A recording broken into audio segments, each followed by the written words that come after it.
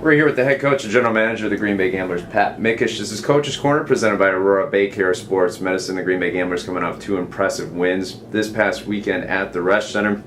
I want to talk about that Friday night game. You guys had the Bloomington Thunder in town here, both tied in the standings.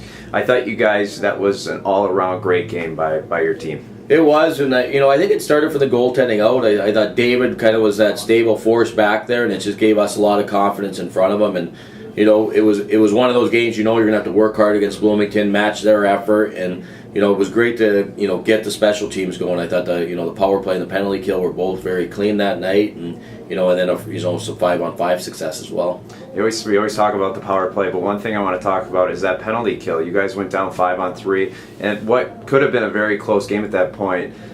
Something that I saw during that game, Jared Spooner, that face-off where he won it out of the zone, I thought that was a very important play at the time. Yeah, that's why you want a guy like Jared with a lot of experience out there in those situations. And, we had a couple of huge blocks during that penalty kill as well. So, and then David made the stops he had to. So it was one of those games where we had just scored the power play goal to go up by 2. They get their power plays coming right back at us, and, we were able to come up with a couple of big plays to get us back into a situation where we could just control the game from there. Almost 6,700 fans then on Saturday night for our annual Dash for Cash, and you guys just didn't disappoint the fans. So with a big 7-0 victory, you guys dominated throughout the entire game. What a great crowd. The energy level was high, and our guys were excited to be in those Bobcat uniforms this weekend, and they loved them, and I think we had a little bit of energy, but the building brought even more. And Madison came in here, that tight checking team that we know we're going to face, and that first 5-10 minutes, I didn't like the pace of our game. I thought we had to get through that first time out and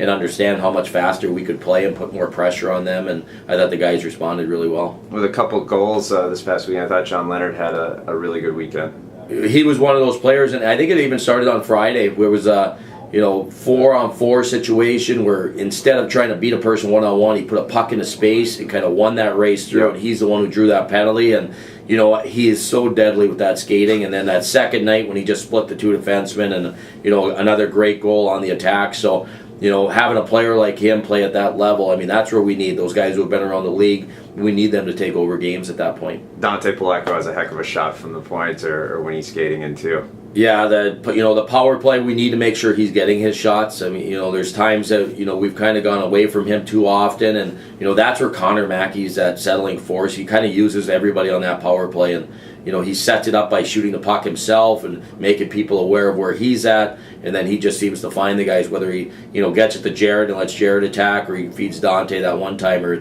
We need to use everybody, but Dante's got a deadly shot.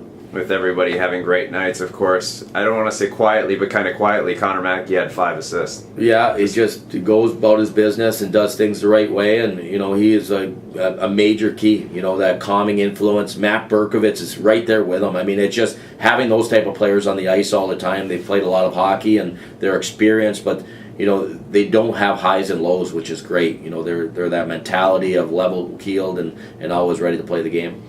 We talked about goaltending a little bit. David Renek, Maxim Zukov, you guys have a good situation.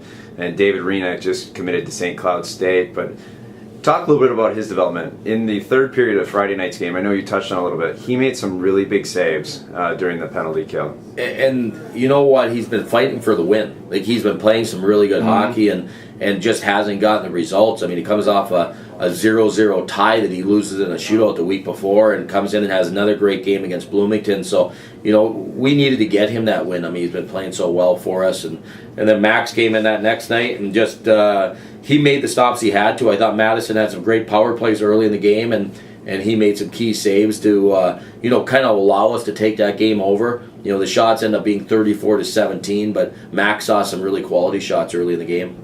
And that's what I was thinking too. You go from David Renek to Max Zukov. You didn't really skip a beat with your goaltending this weekend. No, the players in the room have a ton of confidence in both of those guys. I think Ryan Honig, our goalie coach, has done a great job with them, and they're both players that their first year in the league. They're both young goalies, but they play with a lot of confidence, and that's why a lot of those NHL teams are around watching them on a regular basis. One last question for you, because I know we're running long here, but the Green Bay Bobcat jerseys, you guys echoed some of the tradition of hockey here in Green Bay. What were your thoughts on the look? Well, I gotta say the guys were so excited about it, and it was interesting to see how they were kind of learning and joking about some of the guys' names, and they wished that some of the old time players' names were on their jerseys, and so it was a great tribute. I think the Green Bay hockey history is special.